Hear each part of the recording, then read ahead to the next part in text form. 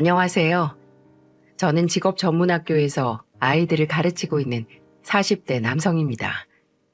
학교에서 아이들과 함께 지내다 보면 별의별 일이 다 일어나기 마련입니다. 그럴 때마다 자식들을 키우는 부모님들은 얼마나 힘이 드실까 이런 생각도 들곤 하죠. 지난주에는 부모님이 계신 납골당에 다녀왔는데요. 그래서인지 부모님을 뵙고 올 때마다 부모의 마음에 대해서 깊게 생각하곤 한답니다. 전 부모님이라는 존재에 대해서 남들과는 조금 다른 특별한 사연이 있는데요.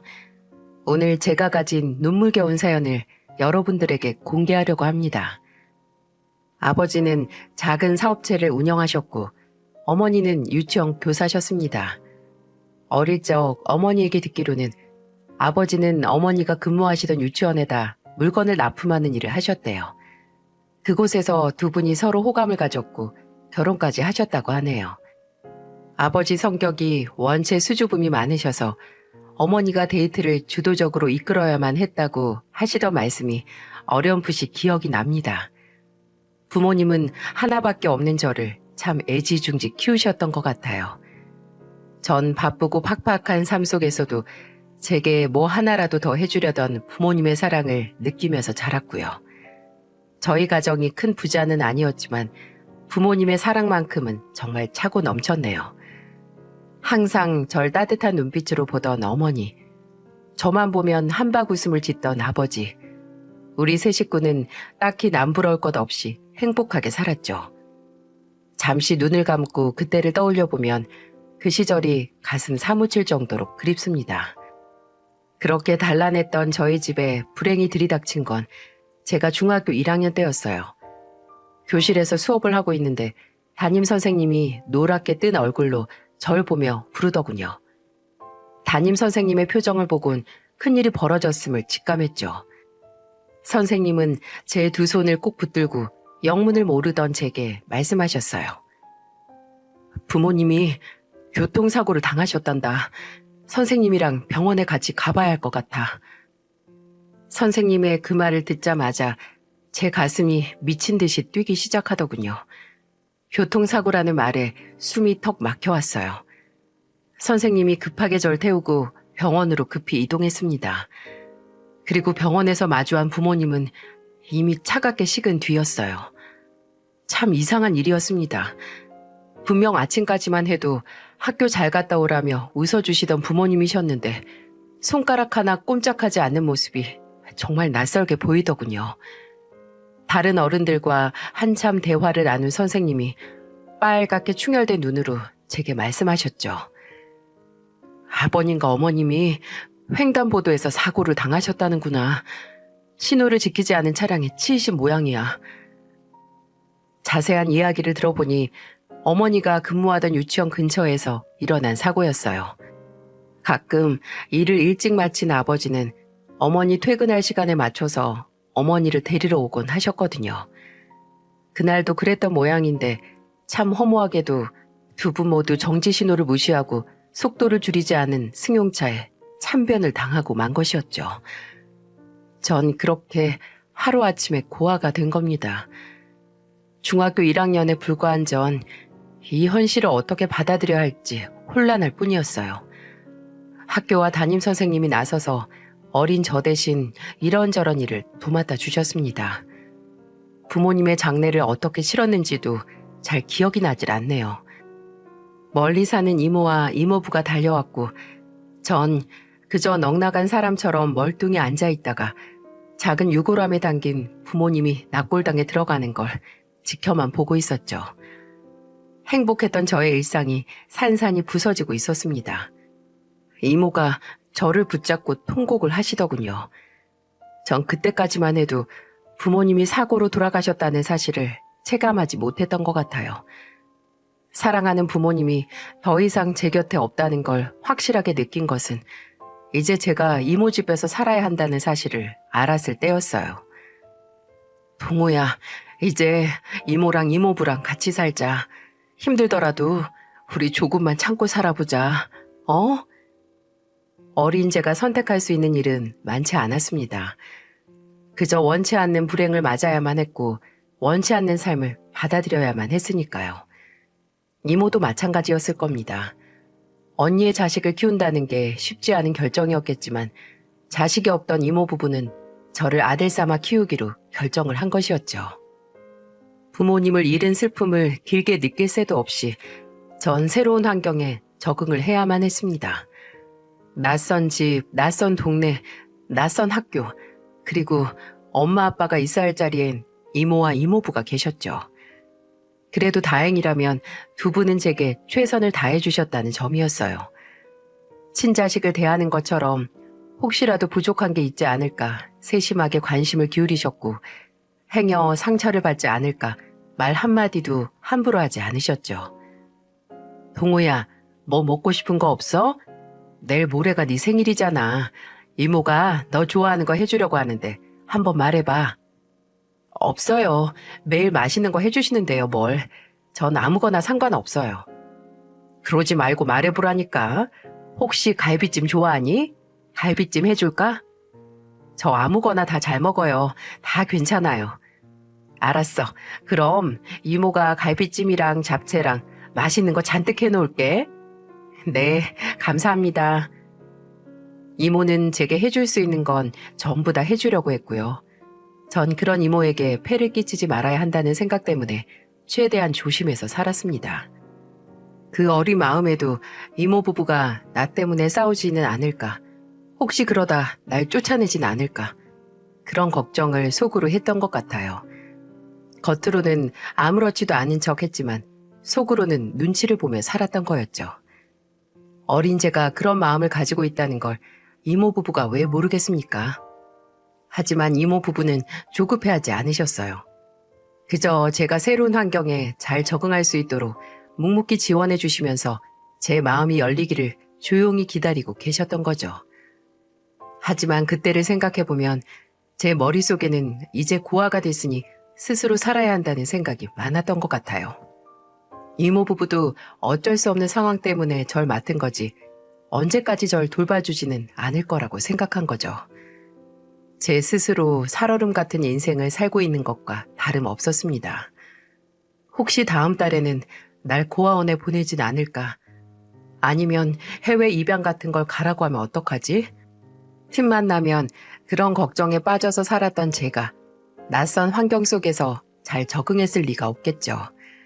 학교 성적은 말할 것도 없고 친구들도 잘 사귀지 못해서 따가운 눈총을 받기 일쑤였어요.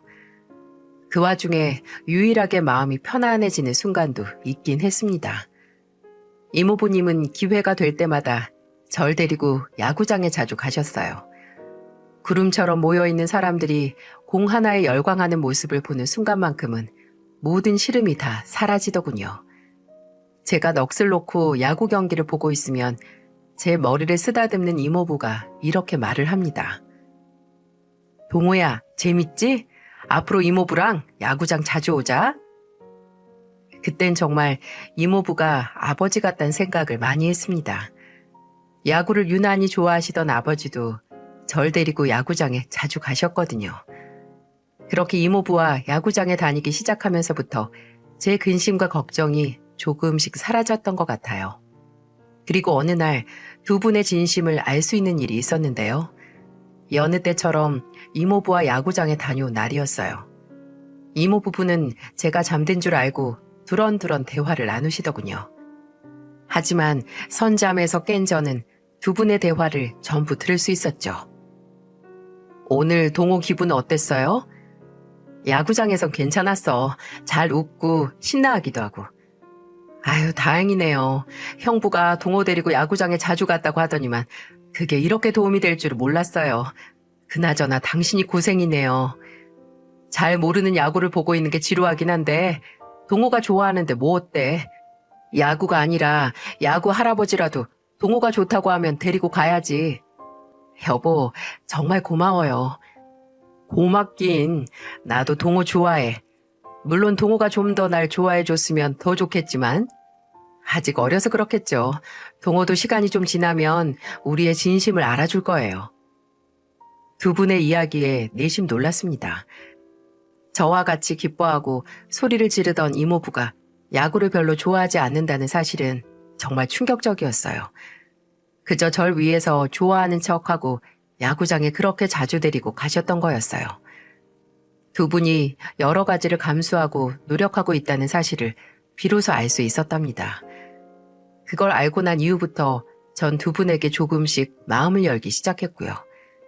쓸데없는 걱정은 버리고 제게 진심인 두 분에게 잘하려고 노력했어요. 이모와 이모부는 부모님 역할을 충분히 대신해 주셨어요. 저는 그런 두 분께 의지하며 점차 안정을 되찾을 수 있었습니다. 그렇게 이모와 이모부를 부모 삼아 지내던 어느 날이었어요. 학교를 갔다 돌아와서 보니 집에 손님이 찾아오셨더군요. 전 처음 보는 얼굴이었는데 그분이 반색하며 제게 아는 척을 하시더라고요. 아이고 동호야, 이게 얼마만이니? 내가 누군지 알겠어? 잘 모르겠는데요. 그래, 너무 어렸을 때 보고 처음 보는 거니까 당연히 기억하지 못하겠지. 나 네 고모야. 미국으로 이민 간 고모. 고모요?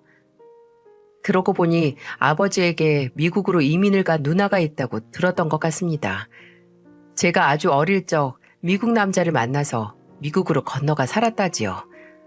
그런데 어떻게 이분이 여기까지 찾아오셨을까요? 전 떨떠름하게 처음 보는 고모에게 고개를 숙였죠. 안녕하세요. 그래, 네 아버지가 돌아가셨단 걸 이제 알게 됐지 뭐니. 누구 하나 나한테 소식을 전해주는 사람이 있어야지. 아이고, 우리 동호 불쌍해서 어쩌나. 기억에 없던 고모님이 울음을 터뜨리니까 어리둥절 하더라고요. 부모님이 그렇게 되신 지 2년이 다 되어 가는데 이제 와서 이러는 것도 좀 이상했고요. 고모님이 뒤늦게 소식을 알고 찾아오셨어. 네 얼굴 보신다고 소식 듣자마자 한국에 오셨대. 아까 오전에는 아버지 납골당에도 같이 다녀왔어. 아, 그래요. 이모님의 설명에 그런가 보다 하고 넘겼죠. 그렇게 어른들 사이에서 이런저런 얘기를 듣고 있었는데 그 고모라는 분이 제게 이런 말을 꺼내시더군요. 동호야, 너 혹시 미국 가서 살고 싶진 않니? 네? 거기에서 영어 배우면서 학교도 다니고 친구도 사귀면 참 좋을 거야.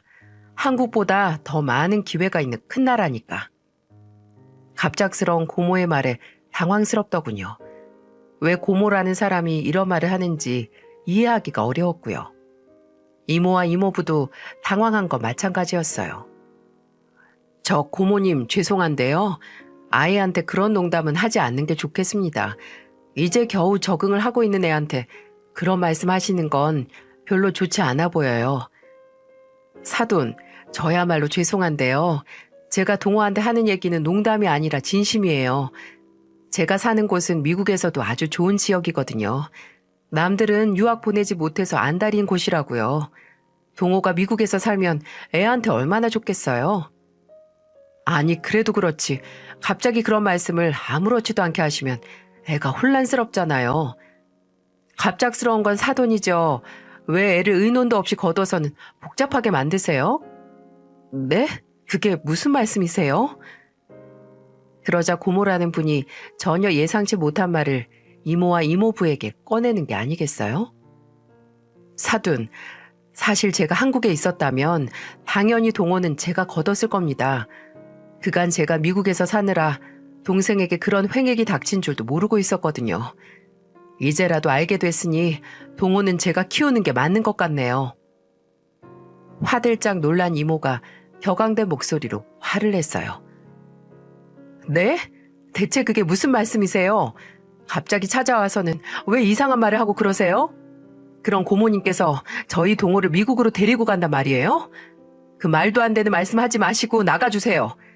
저희는 동호를 정말 아들처럼 생각하면서 잘 지내고 있다고요. 아니죠. 제가 몰랐으면 모를까. 알게 된 이상 더 늦기 전에 바로 잡아야죠. 동호도 미국에서 공부하면서 지내는 편이 동호 미래를 위해서 훨씬 나을 겁니다. 실은 그 말씀 드리려고 직접 찾아온 거예요. 죄송한데요. 그건 도저히 받아들일 수 없습니다. 저희는 언니랑 형부가 그렇게 된 순간부터 동호를 우리 자식처럼 키우기로 결심했고 이미 저희가 동호의 후견인으로 결정된 일이에요. 그거야 제가 몰랐으니까 그렇게 된 거죠. 제가 알았다면 당연히 제가 동호회 법적 후견인이 됐을 겁니다. 저도 여기 오기 전에 좀 알아봤는데 미성년 후견인 자격 여부는 법적으로 다시 다툴 여지가 충분히 있어요. 네? 아니 말씀을 좀 이상하게 하시네요. 그럼 우리 동호를 데리고 가시려고 소송이라도 걸겠다 이 말씀이세요? 필요하다면 해야죠. 그러지 말고 솔직히 한번 말씀해 보세요. 사돈께서 아이 거둔 건 다른 목적 때문이잖아요. 다른 목적이요? 아니 그게 무슨 말씀이시죠? 애 부모가 들어둔 보험금이 상당하다고 알고 있어요. 어디 그뿐인가요? 사고를 낸 가해 쪽에서도 합의금과 위로금으로 수억 원을 지급했다면서요? 아닙니까? 게다가 애 부모의 유무형 자산은 어떻게 하신 건데요? 솔직히 말씀해 보세요. 다 그 재산이 탐나서 그래서 우리 동호를 냉큼 거두겠다고 나서신 거잖아요. 아니 고모님, 애 앞에서 말씀이 너무 지나치시네요. 대체 무슨 근거로 그런 말씀을 하시는 겁니까? 저도 알아볼 만큼 다 알아봤습니다. 있는 그대로를 말씀드린 거고요. 사람 욕심이 그렇게 지나치시면 벌 받아요. 죽은 애 부모가 하늘에서 지켜보고 있다고요. 제가 보기엔 사돈이 동호를 사랑으로 거두었다기보다는 돈을 보고 키운 것 같다는 의심을 지울 수가 없다고요. 아무튼 전 이대로 넘어갈 생각 없습니다. 원만하게 해결해 볼 생각이 없으시다면 전 법적으로 끝까지 해결해 볼 생각이에요. 네? 뭐라고요? 전 그 말을 듣고 정신이 멍해졌습니다. 대체 어른들이 무슨 말을 하는지 이해가 되질 않았어요.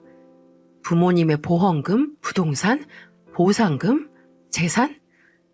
부모님이 돌아가신 후 단 한 번도 그런 것에 대해서 생각을 해본 적이 없었어요. 고모의 말대로라면 부모님이 남긴 재산은 수억 원이 훌쩍 넘어갈 겁니다. 그러니까 이모와 이모부는 그 돈이 욕심나서 절 키우기로 결정을 한 거라는 거죠. 정신이 혼란스럽더군요. 뭔지 모를 배신감에 가슴이 끓어오르는 것 같았어요. 이모 부부가 제게 보내던 따뜻한 눈빛과 관심들 모두가 오직 돈을 위해서였다는 사실이 너무나 아프고 절망스러웠습니다. 갑자기 나타난 고모는 이모 부부에게 단단히 엄포를 넣고 떠났어요. 전 이모에게 눈을 부릅뜨고 물었어요. 이모, 저분 말씀이 사실이에요? 정말 돈 때문에 절 키우기로 한 거예요? 아니야, 동호야. 절대 아니야. 저 사람 말을 고지고대로 들으면 안 돼. 그럼 보험금이라는 그 돈 어디 있는데요? 우리 엄마 아빠가 살고 있던 아파트는 어떻게 됐는데요? 네? 그건 네가 크면 다 설명을 해주려고 했는데 이모의 당황한 표정을 보니까 알겠더군요. 이모와 이모부는 절 속인 게 분명했어요. 두 사람이 제게 보여준 사랑이 전부 가식적이고 거짓이라는 사실이 도저히 참을 수가 없었어요. 네, 됐어요. 더 이상 설명하지 않아도 알겠어요. 그렇게 하세요. 그 돈 가지고 두 분 잘 먹고 잘 사시길 바랄게요. 그동안 아주 감사했습니다. 전 악을 쓰듯이 그렇게 쏟아내버리곤 그 집을 뛰쳐나갔어요. 절 애타게 부르는 이모의 목소리까지 가증스럽게 느껴지더군요. 그리고 아무 버스에나 올라탔습니다. 어디로 가는지 목적지도 정하지 못한 채 하염없이 버스에 앉아 있었죠. 마음 내키는 정류장에서 내려 또 다른 버스로 갈아탑니다. 당시에는 그냥 아무도 모르는 곳으로 떠나겠다는 심정이었던 것 같네요.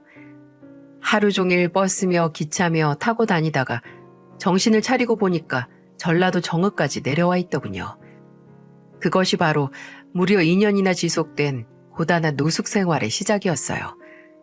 이제 막 고등학교 올라간 어린애가 빈손으로 집을 나왔으니 얼마나 버틸 수 있었겠습니까? 하지만 전 다시는 이모네 집으로 가지 않을 거라고 다짐을 했죠. 그렇게 집도 절도 없이 떠돌아다니다가 해가 떨어지면 폐가 같은 곳에 숨어들어서 잠을 잤습니다. 밤새 무서움에 떨면서 배가 고프면 농작물 같은 걸 따먹기도 하고 마음씨 좋은 분에게 얻어먹기도 하면서 버텼죠. 그렇게 한 일주일을 버텼을까요? 이대로는 안 되겠다 싶어서 아무 집이나 들어가 일 좀 시켜달라고 사정을 했죠. 절 딱하게 본 할머니 할아버지가 비어있는 겹방을 내주셨어요. 그렇게 시작한 일이 비닐하우스에서 작물을 돌보는 일이었는데요. 하루 종일 일을 해도 손에 쥐는 돈은 얼마 되지 않았어요. 하지만 오갈 곳 없던 저는 그조차도 감사한 일이었어요. 밥 공기가 넘치도록 수북하게 쌓인 하얀 밥이 그렇게 맛있을 수가 없더라고요. 하루 일을 마무리하고 나면 할아버지가 몇만 원을 제게 건네주시곤 했죠. 그렇게 한 20일쯤 일을 했을까요? 할아버지 댁으로 마을 이장님이 찾아오셨는데 못 보던 애가 있으니까 고개를 갸웃거리며 물었습니다. 얘는 누구예요? 일하러 온 학생이야. 학생? 할아버지의 심드렁한 대꾸에 이장님이 제게 묻더군요. 어디서 온 학생이야? 대학생인가? 혼자 왔어? 네? 사정이 있어서 잠시 일을 도와드리고 있는데요. 그래? 아니, 어디서 왔는데? 연고 없는 사람한테 함부로 일을 시키면 곤란한데? 제가 머뭇거리며 답을 잘 하지 못하자 이장님이 다음에 다시 얘기하자며 돌아가시더군요. 그렇게 마을 이장님이 절 수상하게 여기는 바람에 할아버지 댁에서 오래 버틸 수가 없었습니다. 전 한 달도 못 돼서 그 집을 몰래 도망치듯 나왔고 수성동이라는 동네로 넘어가 고기도 구워보고 배달 일도 해보았어요. 좀 번화가라서 일거리는 많았지만 그 역시 길게 버틸 수는 없었죠. 아무래도 사장님들이 신분이 불확실한 미성년자에게 일자리를 주는 걸 꺼려했거든요. 유흥가라서 경찰도 자주 눈에 보였고요. 경찰한테 걸리면 분명 이모 집으로 다시 돌아갈 수밖에 없었을 겁니다. 전 또 어쩔 수 없이 기차를 타고 그 동네를 떠났죠. 그리고 결국 마지막으로 찾아간 곳이 서울역이었어요. 그곳에선 저처럼 갈 곳 없는 사람들에게 음식도 주고 쉴 곳도 마련해준다는 말을 얼핏 들었던 게 생각났기 때문이었죠. 도착한 서울역엔 별의별 사람들이 다 있더군요. 공허한 눈으로 지나는 사람을 바라보는 아저씨, 술을 마시고 잠들었다가 잠에서 깨면 또다시 술을 먹고 잠을 자는 할아버지, 교회에서 나눠주는 빵을 먹기 위해 열정적으로 설교를 듣는 아주머니까지 생각지도 못하게 많은 사람들이 노숙 생활을 하고 있었습니다. 처음엔 그 사람들과 함께 있는 것조차 망설여지더군요. 하지만 배고픔과 고단함에 거부감은 거짓말처럼 사라지더라고요. 전 길거리 생활에 인이 박힌 사람들 속으로 조금씩 스며들어갔습니다. 그래도 노숙인들이 정이 많아서 제게 길거리 생활하는 노하우들을 아름아름 알려주시더군요. 어디서 몇 시에 밥을 나눠주고 무슨 요일에는 저기로 가야 하고 낮에는 여기서 쉬고 밤에는 저기서 쉬어야 한다. 비나 눈이 오는 날에는 이쪽이 명당이다. 전 그들이 살아가는 방식을 몸으로 체득해가며 그렇게 하루하루를 버티기 시작했습니다. 하루가 그렇게 길게 느껴질 수가 없더라고요. 배가 고파서일까요? 아니면 마음이 불안해서일까요? 밖에서 생활을 하다 보니까 이상하게도 눈이 빨리 떠집니다. 줄임배를 움켜쥐고 할 일 없이 시간을 보내다가 무료 급식소를 기웃거립니다. 부지런하게 움직이지 않으면 빈 식판을 들고 입맛을 다실지도 모릅니다. 일찍부터 줄을 서서 밥을 얻어먹곤 지나는 사람들에게 동전 몇 개를 구걸해서 자판기 커피까지 뽑아 먹을 수 있다면 정말 운이 좋은 날이었죠. 달콤하고 고소한 커피가 입안을 뜨뜻하게 적시면 우습게도 그조차도 행복하다는 생각이 들곤 했으니까요. 처음엔 한 달만 노숙을 하면서 지내다가 일자리를 구하겠다고 생각을 합니다. 하지만 그 한 달이 석 달이 되고 어느덧 눈 깜짝할 사이 계절이 바뀌어 있곤 하죠.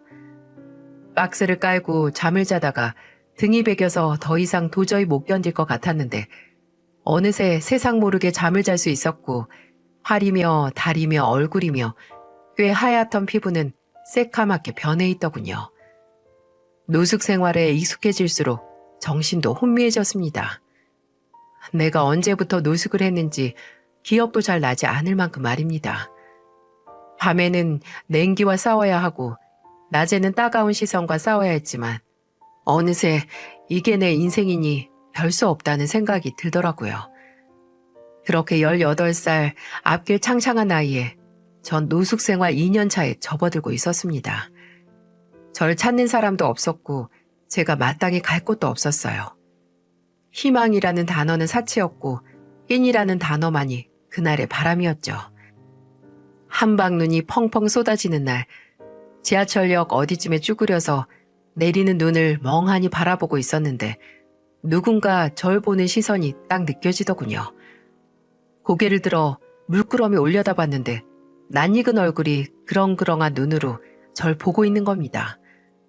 전 습관적으로 손을 내밀며 푼돈이라도 달라고 구걸을 했습니다.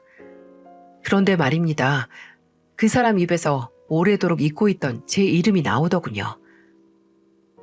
동호야, 야 이놈아, 왜 여기서 이러고 있어? 네? 이모부? 그렇습니다. 이모부셨어요. 제 손을 붙잡고 야구장에 다니던 바로 그 이모부였습니다. 널 얼마나 찾아다녔는지 알기나 해? 너 이 자식 정말 이러면 못 써. 이모부는 절 붙잡고 한참이나 오열을 하더군요.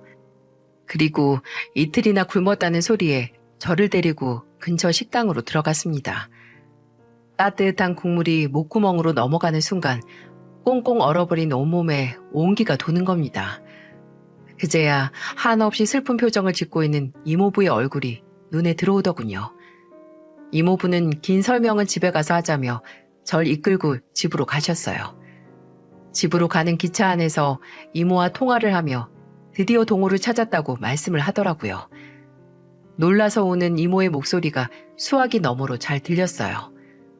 꼭 2년 만에 제 발로 박차고 나갔던 이모 집으로 돌아온 순간이었죠.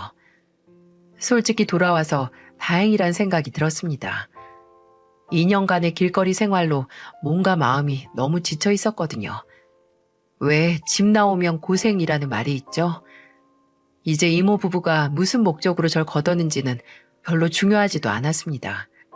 그저 제가 밥을 굶지 않고 몸을 누일 수 있는 곳만 있으면 좋겠다는 생각이 간절했어요.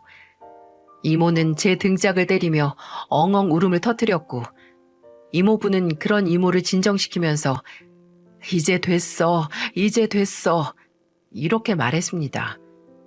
뜨거운 물에 몸을 담그고 깨끗한 옷으로 갈아입고 난 후에야 전 그간에 있던 사정을 차분하게 들을 수 있었어요.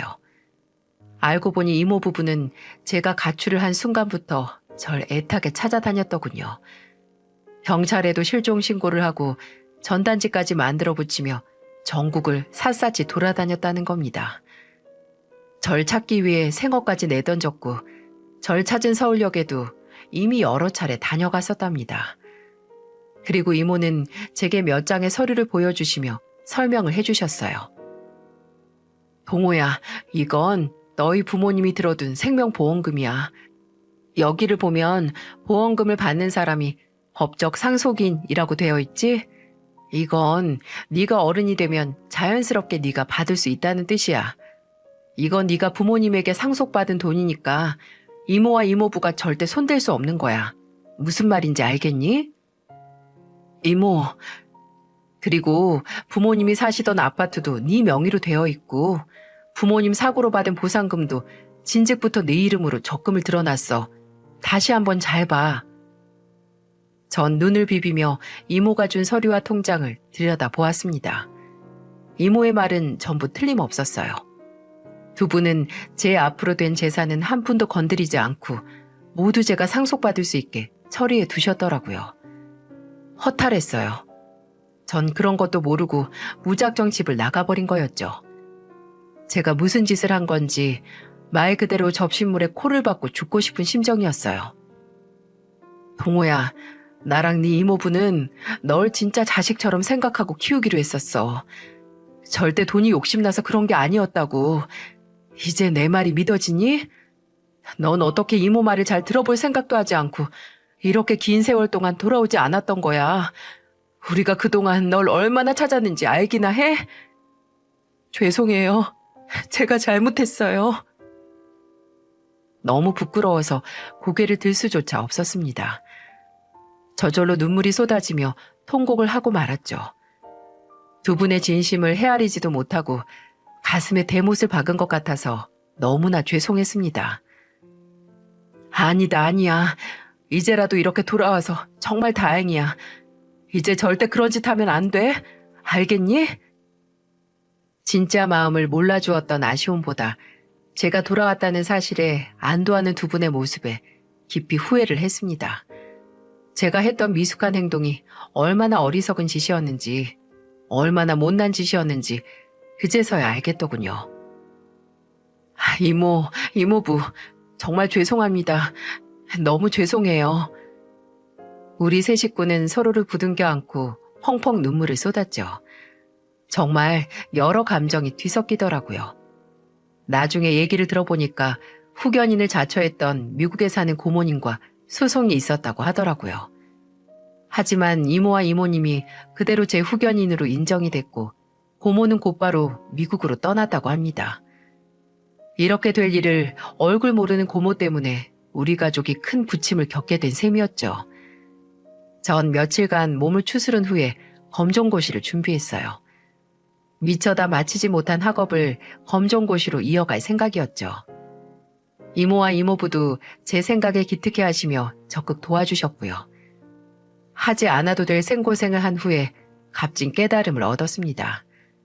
절 지켜주는 가족이 있다는 게 얼마나 소중한 건지 알게 되었으니까요.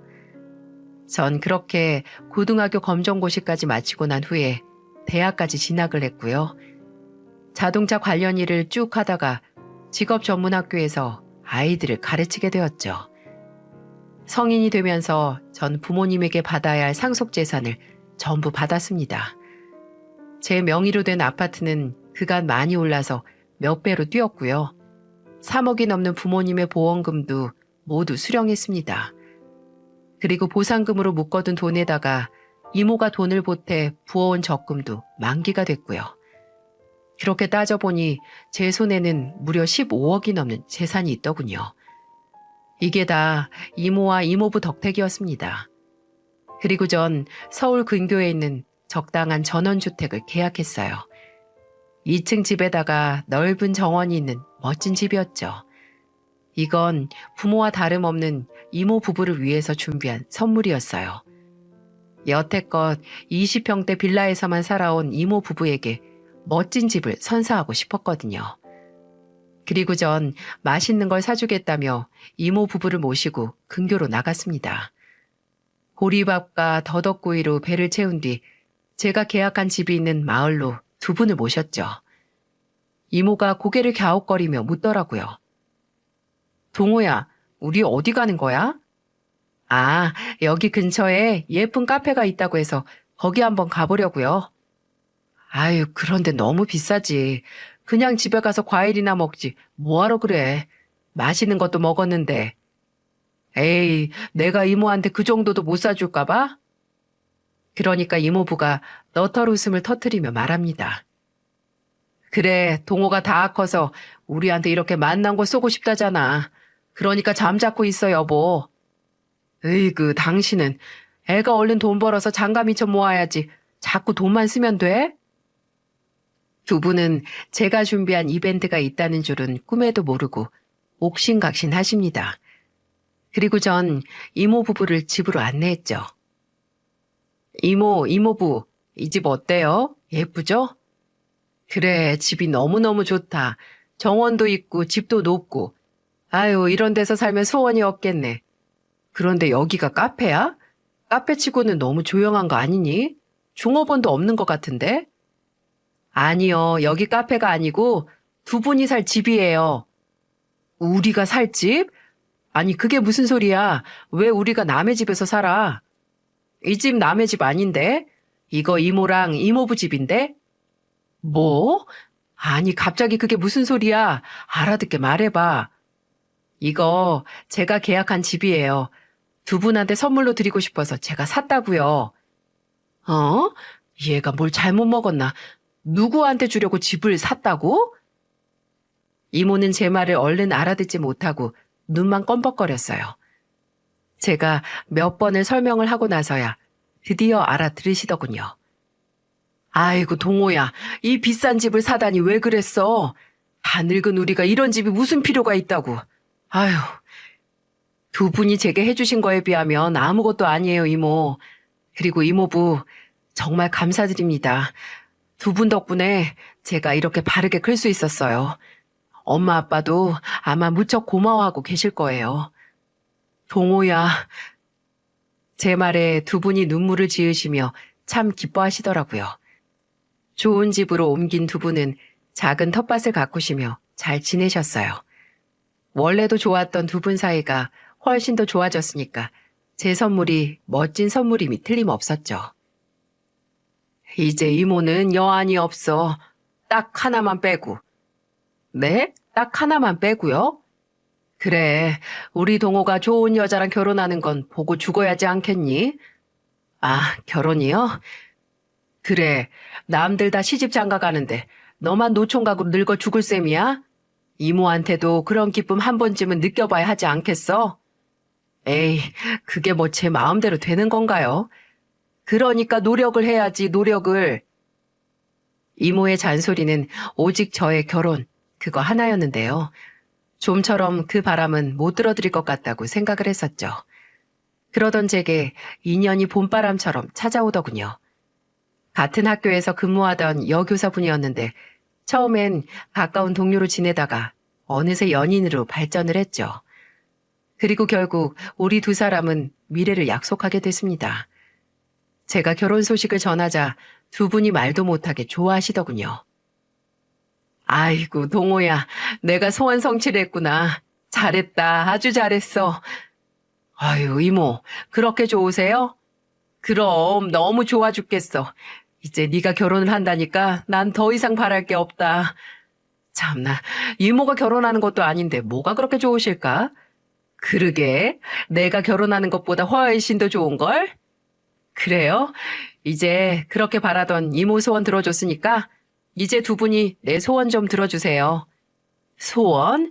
오냐, 내가 들어줄 수 있는 건 다 들어주마. 우리 동호 소원이 뭔데? 어디 한번 시원하게 말해봐. 정말이죠? 정말 제 소원 들어주실 거죠? 그렇대도 어서 말해보라니까. 전 두 분에게 마음속 깊이 담아두었던 바람을 꺼내놓았어요. 전 이모와 이모부가 정식으로 제 부모님이 되어주셨으면 해요. 뭐? 너 지금 뭐라고 그랬니? 그러니까 우리 보고 네 부모가 되어달라고? 네, 제가 정식으로 두 분의 친양자가 되고 싶다고요. 그게 바로 제 소원입니다. 동호야, 진작 말씀드렸어야 했는데 그럼 하늘에 계신 부모님이 좀 서운해하지 않을까 하는 생각 때문에 그동안은 용기를 내지 못했어요. 하지만 이미 두 분은 제겐 부모님과 다름없어요. 그러니까 이제 진짜 제 부모님이 되어주세요. 아버지, 어머니, 동호야. 제 말에 두 분이 하염없이 눈물을 쏟으셨어요. 어른이 되고서야 이런 말을 드리는 게 너무 죄송했지만 이제 저도 결혼을 하게 됐으니 이렇게 하는 게 맞다는 생각이 들더라고요. 그리고 얼마 후 상견례를 하게 되었는데요. 전 어른들에게 이모와 이모부를 저희 부모님이라고 소개를 했습니다. 그렇게 결혼을 하게 된 저는 혼주석에 앉아있는 두 분을 보며 눈물을 참 많이 쏟았습니다. 결혼을 한 이후 얼마 지나지 않아 두 분에게 어여쁜 손자까지 안겨드렸으니까 저 효도한 거 맞죠? 제 착한 아내는 제 이런 사정을 모두 알고 있었거든요. 그래서인지 시부모님께 더 잘하고 애교도 많이 부리더군요. 그래서 시부모님께 예쁨도 많이 받고 있고요. 시간이 날 때면 아내와 아이를 데리고 두 분을 찾아뵙습니다. 맛있는 음식을 먹고 즐겁게 시간을 보내다가 또 다른 부모님이 계신 낙골당에 인사를 드리러 가곤 하죠. 언니, 나예요. 잘 있었어요? 우리 동호가 이제 결혼도 하고 애도 낳고 너무 잘 살고 있어요. 그리고 이제 나를 엄마라고 부르고 싶대요. 괜찮죠? 우리 애들 잘 살 수 있도록 언니랑 형부가 잘 좀 보살펴 주세요. 알았죠?